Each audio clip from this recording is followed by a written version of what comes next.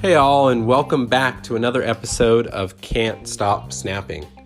As always, before we jump into today's episode, I just want to go over a couple of things. Again, thank you for always tuning in and being here. Today's our first kind of episode without a guest host. That means it is shorter than normal. Things just didn't line up. The stars did not align for me to have somebody on for this Thursday episode, but I still wanted to put an episode out, so I will be talking through some things I'd like to see in the game. Things changed, things added, etc. So you will kind of just be hearing my thoughts, and I'd love to hear your thoughts about what I share, and if you agree, disagree, etc. You can, share your thoughts on the multiple social media posts that I put out about the new episode, or you can obviously reach out to me on Discord. I'm Blue Spruce in the official Discord, Blue Spruce 17, and then obviously, as always, please follow and reach out to me on the Twitter at can't_stop_snap. But before we jump in, I just wanted to cover one thing. We did have a new location added to the game this week. I'm probably going to say it wrong. Nidavellir or Nidavellir. Well, now I'm going to say it wrong. It's a Thor-themed location. I believe it's where Thor's hammer was created, and the ability of this location is that it adds 5 power to every card there. So if you have 4 cards there, that's a total of 20 power, which sounds great. But if you're like me and obviously this has been a featured location the last couple of days, there's a lot of people playing Shang-Chi to really take out and kind of take over this location. So you want to be careful. If you're obviously playing low cost and low power cards here, even with the 5 power boost, they're not susceptible to Shang-Chi. But overall, I'm interested to see how this location plays in the long term of the game. Right now, it's kind of hyper-focused on people kind of trying to counter it. But I'm interested to see how this just kind of plays into the normal flow and normal rotation of locations. Well, with that all being said, again, appreciate you being here, even though it's a shorter episode today. We plan to be back with more guest hosts in our episodes next week, so make sure to follow the podcast and stay tuned. But without further ado, let's jump into today's episode.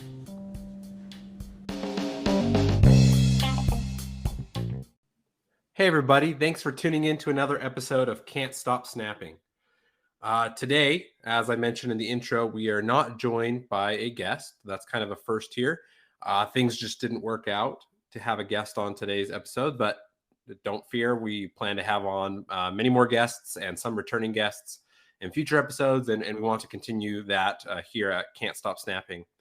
But today, I decided, going solo today, I would just make a list of some of my most desired changes or new features or things to come to the game. Now, by no means is this a comprehensive list of everything I'd like to see or changes I'd like to see. I'd say most of these are new things, less so changes. Maybe I'll cover the changes I'd like to see in a future episode. But these are some things that I've just had in my mind. I've seen a lot of other people suggest them in the Discord and on Twitter. So by no means are these solely my ideas.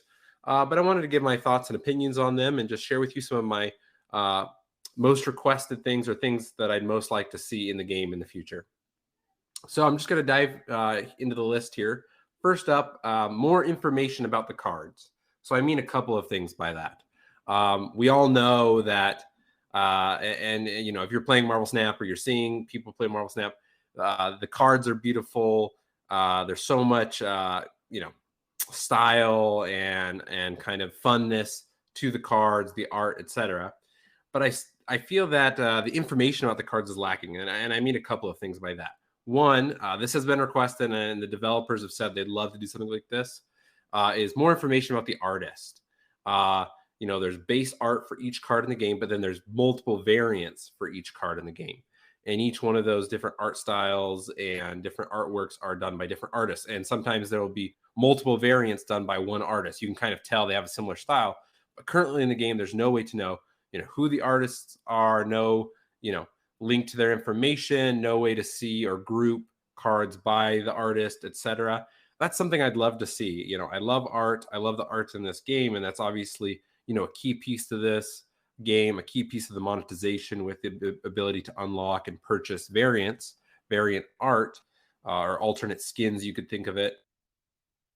But without the information from the artist, I feel like that's just kind of a lacking piece to this concept of the cards and the art and what's brought there. So that's something I'd love to see. You can kind of click on a card and you could see the link to the bio of an artist, etc., and the ability to even you know search out variants somehow by a specific artist and get all of the art from a specific artist, and also the ability to um, organize your card collection and sort it by artist. I think that would be just a great addition. It would just add a lot of, obviously, thanks to those artists and the ability to kind of follow them outside of the game, but also just add a lot of flavor and excitement to the game as far as kind of that collection and enjoying the art.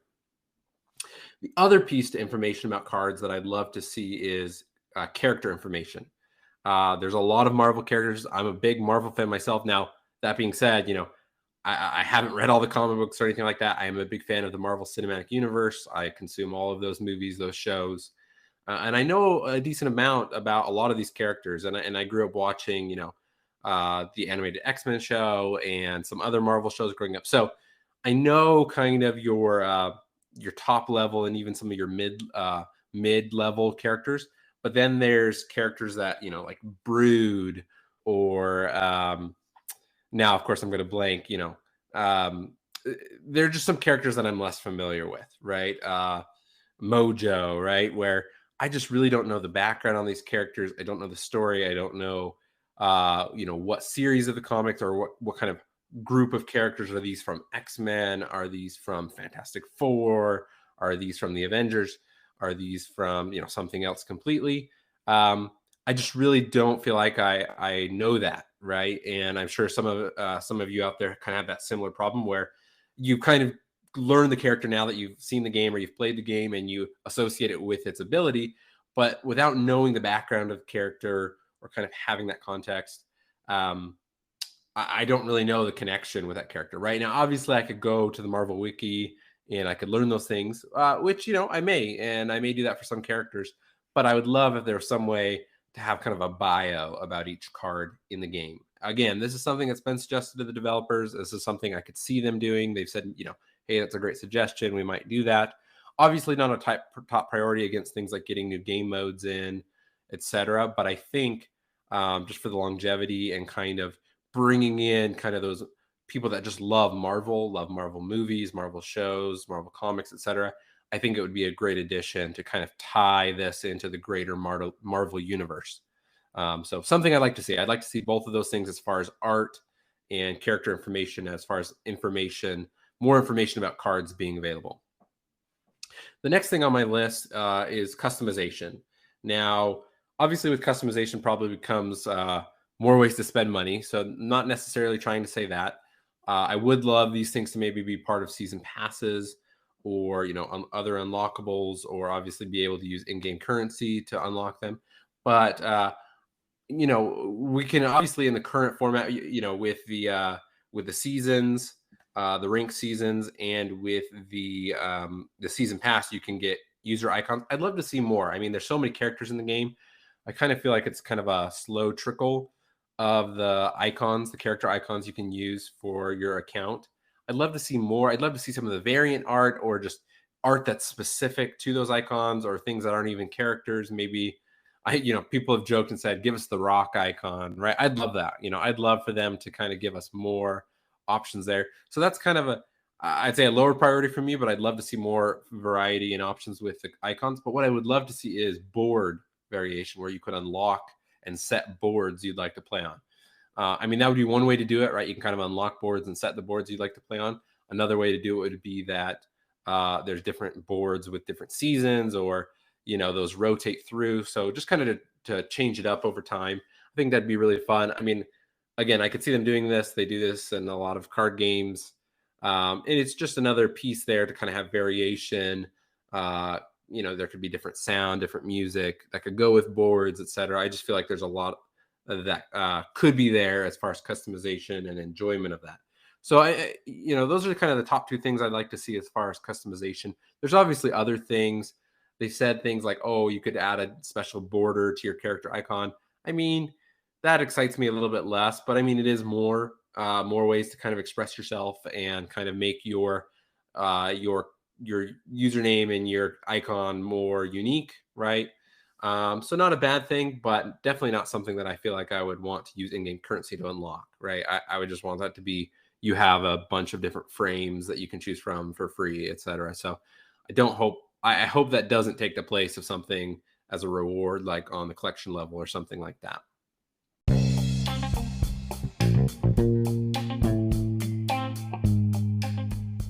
Hey everybody, I wanted to jump in here for just a second to tell you about Anchor.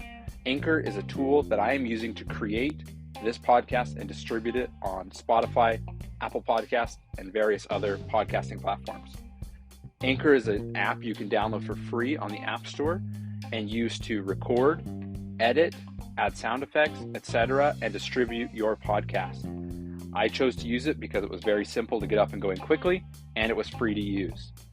If you have a podcast idea that you've been, throwing around in your mind and you'd like to get out there, make sure to download the Anchor app or go to anchor.fm to get started and create your podcast today.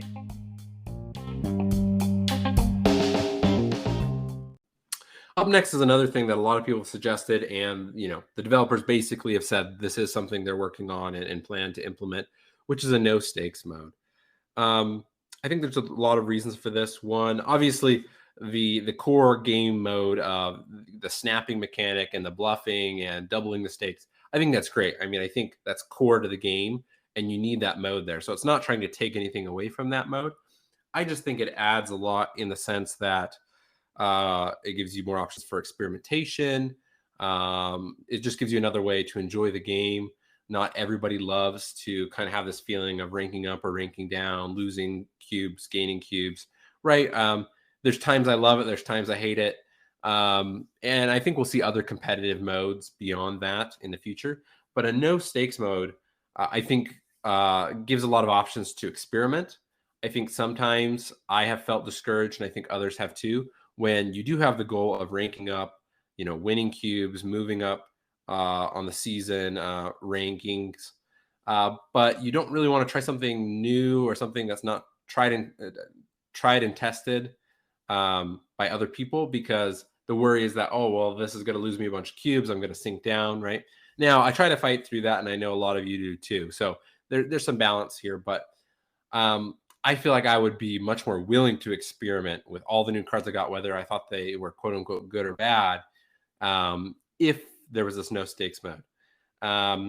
Again, sounds like something we will get. I don't know if it'll be, soon, later, before global launch, after global launch, etc. I mean, we really don't know what the full roadmap for the team at Second Dinner is, but it is something I'd love to see, and I feel like it's just going to keep a lot of people in the game and definitely help for the meta to change over time, because people will be experimenting in that mode and then bringing the good decks to more competitive modes that they try out in that no stakes mode. So definitely something I'd like to see. Well, my next thing on my list is has to do with variants. I would love to have more options to choose from in the store. Not to say that I want to be somebody who buys variants all the time. Currently, I've purchased one from the store, and I used it with gold that I unlocked in the game. So far, the only money that I personally have spent on the game is on the season passes. Haven't spent any money just to buy gold for extra credits or extra variants yet. I'm not sure if I will. I may or I may not, but time will tell. We still don't know a ton about Nexus events, and so that may change my thought there. But you get the 6 options every 24 hours, variants to buy, and I don't know about you guys, but currently the way it's structured, it seems pretty random, and I get seemingly the same ones over and over again. Often I'll get 3 or 4 of my 6 are ones that I've seen before, and I obviously don't want to get them because I haven't got them yet.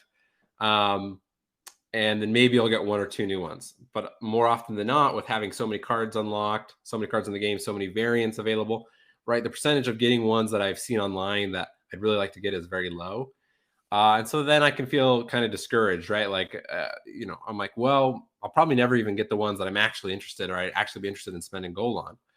So I don't know the exact way to make this the best. I don't know if it's having more options than 6 every 24 hours, or just really opening it so it's less randomized and you can just kind of look through the variants, or over time you kind of unlock more that you can see and purchase. Or maybe it's if you've ranked up your card a certain amount of levels, or you've split it a certain amount of times, then you get the chance to get those variants more frequently. I don't know, right? There's a lot of thoughts of how you could change this or potentially make it better. But I would just I think it needs change. I know that I'd be more willing to spend gold if I could more easily target the variant art that I'd actually want, right? I don't know if you guys feel the same way or if you feel different, but I think the art is one of the coolest parts of this game. And you know, uh, I while I do think, and ideally the variants maybe go on sale at some point also and are cheaper in general. I think they're too expensive currently. I think I'd be more willing to spend gold, quote unquote currency, whether that's in-game currency that I unlock that way or real money, if I could more easily target the ones that I really hope to get. So up next, this is again something that's basically been confirmed, but I just thought I'd share it here, and I'm sure many of you feel similarly. Is the ability to challenge friends or challenge people in the game. Obviously, this will allow for people to set up tournaments. We may have tournament modes within the game that are kind of another game mode. Who knows? But obviously, the ability to directly challenge somebody, add other users in the game, I think it's very valuable. Would be very fun.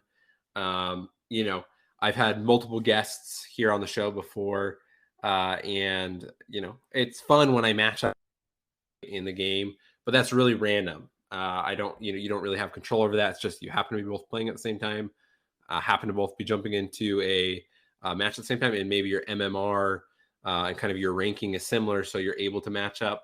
All of that kind of plays into this randomness of being able to match up with people you'd like to play against.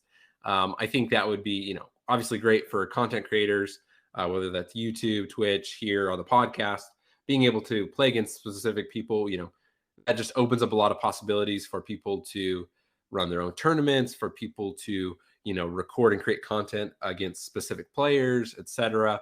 So it's definitely something that I know will be added, but I hope it gets added sooner than later. I hope it's in the next month or two, if I had my way. Just because I think that will help with the hype around the game. It will keep people, continually interested early on and into the future of the game. So definitely something I hope they add sooner than later. Up next on my list here, this is one that I have mixed feelings about, but I'll share my thought here, and I'm curious to hear from you all after you listen to the episode. Please let me know your thoughts on this and the other things I've shared. And that is the ability to have more targeted acquisition when you're unlocking cards.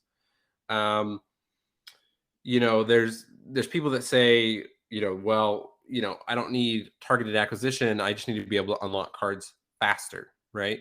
As you move up the collection track, as we've talked before, and your collection level increases, the distance between card unlocks gets farther and farther apart. And I believe the maximum is every 96 levels on the collection track, which takes a long time, right? That is, I want to say, 4,800 credits that you need to use, and that can take a little while. And so, or it can take a lot of money, real life money, to get to that point to unlock cards. And so, cards can become very expensive to unlock later in the collection track. And so where this comes into like having more targeted acquisition is that, some people say it needs to be faster. And maybe that's true. But I think one of the core things is that people kind of feel bad when they really want one or two cards specifically, and there's no way of knowing. Some of you may follow Kraken Knoll, and Kraken Knoll, if you're listening to this, let me know. But I know he's been targeting specifically Doctor Doom. That's one of his most desired cards, and he's in the 2000s of collection level, and he's still not unlocked the card. Now, obviously, he's unlocked a lot of cards, a lot of great cards.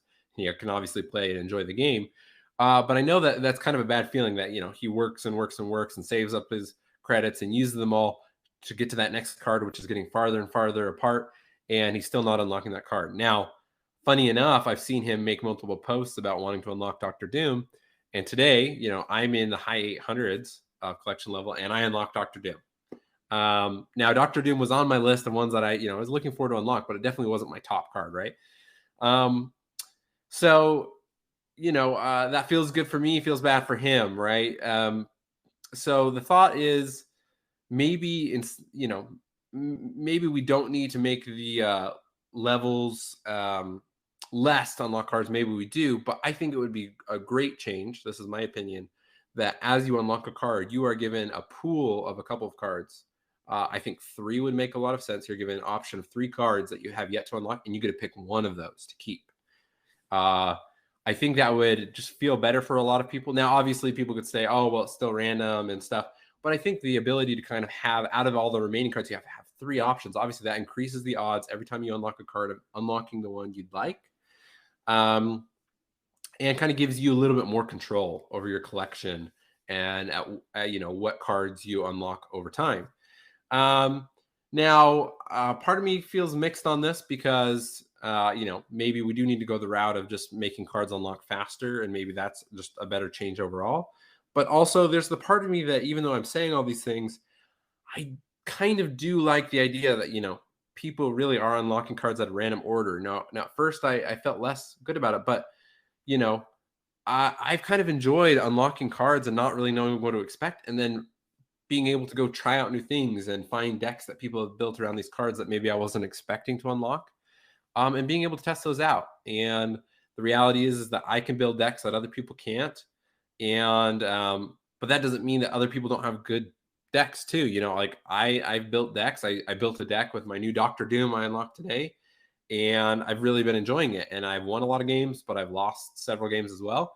Uh, but I don't think I've seen a single other player today playing with Doctor Doom, right? So people are able to build good decks without him as well. So I guess my point is that I think it wouldn't be a bad idea to do something to have more targeted acquisition, like giving you a pool of 3 cards to choose from. I don't think that's the only option, but I definitely think the game could use some changes there. As far as what the developers have said about this, they've received a lot of feedback, and a lot of it, concern, negative, etc., about people saying cards are too slow to unlock. It feels really bad when I can't unlock the cards I want, etc., etc.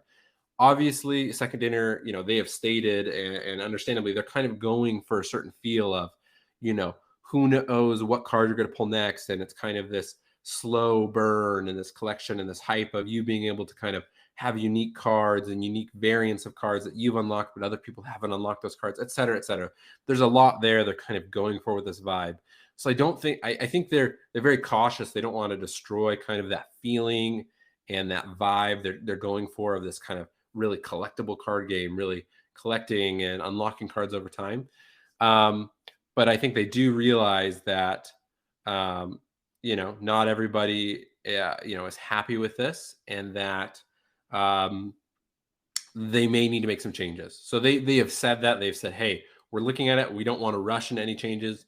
This is kind of the collection structure and system is a really core piece to the game, right? And so they don't want to make any changes just because, hey, in the beta, in a month and a half, 2 months, people don't like it or people have concerns, right? Because the reality is there's game modes that aren't there. We haven't tried out Nexus events.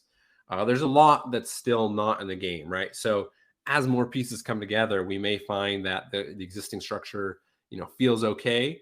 But we still may see and still may be giving feedback that we do still want to see changes. So I think Second Dinner is really just kind of waiting to see what is the best way to handle acquisition and all of its systems and all of its features going forward. That is kind of my list for today. I know this is a short episode, obviously without a guest. Less things to kind of get through, less kind of back and forth here. But I hope you still enjoyed it today. I hope you still enjoyed listening to my thoughts on these things. A couple of things before we close out. One, I appreciate all of you that are going to follow the Twitter account. I would ask you, continue to go there. We continue to grow, and once we hit a higher level of followers on Twitter, I'm planning to do a giveaway. So if that feels like your jam, you'd love to win something. I'm not going to say what it is yet. but we are going to make something to give away on the Twitter. Make sure to go follow us on the Twitter. We are at can't_stop_snap on Twitter. And make sure to go follow us there. And I would ask, please give me your thoughts on the things that I've shared today. Do you agree with some of the changes or some of the ideas I've shared today? Do you disagree? Do you have other things you'd like to see? If you are, if you found the podcast on Reddit, share your thoughts there on the Reddit post. If you found the podcast on the Facebook page, share your thoughts there. Or if you're just in the Discord, hey, let me know your thoughts in the Discord. I'd love to know your thoughts. I'd love to engage with you and engage kind of on your ideas about changes to the game, your thoughts and opinions about my ideas. And I'd love to just, have some back and forth. I always enjoy doing that. And I appreciate those of you who have reached out to me with your thoughts and feedback about past episodes. Well, with all that being said, appreciate you listening. Look forward to bringing you more information, hopefully about Nexus events next week. We anticipate receiving patch notes, or I shouldn't say patch notes, but a blog post about what Nexus events are, how they will work, etc., sometime in the next week. So look forward to that. I'll be breaking down that with some guest hosts, and look forward to that. Make sure to follow the podcast so you don't miss any future episodes. And as always, thank you for listening, and thank you for enjoying the podcast. And we will talk next time. Thanks.